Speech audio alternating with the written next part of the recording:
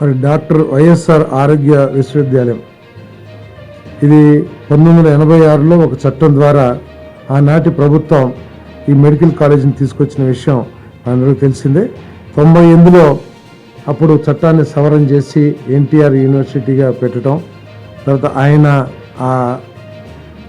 ఈ మెడికల్ అవసరాలన్నింటినీ కూడా ఒకే ఇన్స్టిట్యూట్లోకి తీసుకొచ్చి ఒక యూనివర్సిటీగా స్థాపించిన ఎన్టీ రామారావు గారి పేరు పెట్టాలని ఆ రోజు నిర్ణయం తీసుకుంటూ జరిగింది.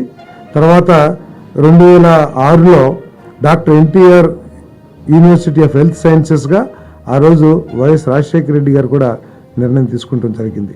కానీ దురదృష్టం గత ప్రభుత్వం ఒక చట్టాన్ని తీసుకొచ్చి మరి ఆ పేరుని తీసేయటం జరిగింది. తీసేసి వైఎస్ఆర్ హెల్త్ యూనివర్సిటీకి పెట్టారు.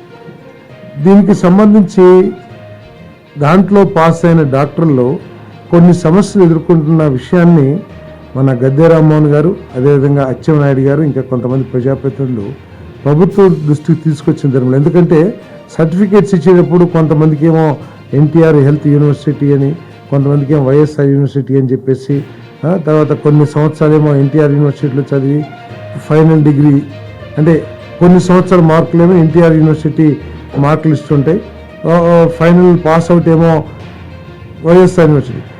ఇవన్నీ కూడా సమస్యలు ఎదుర్కొంటున్నారనే ఉద్దేశంతో మరి తిరిగి ఆ యూనివర్సిటీకి డాక్టర్ ఎన్టీఆర్ యూనివర్సిటీగా పేరు పెట్టాలని చెప్పేసి మరి నిర్ణయం తీసుకుందని చెప్పేసి కూడా మనం చేస్తా ఉన్నాం.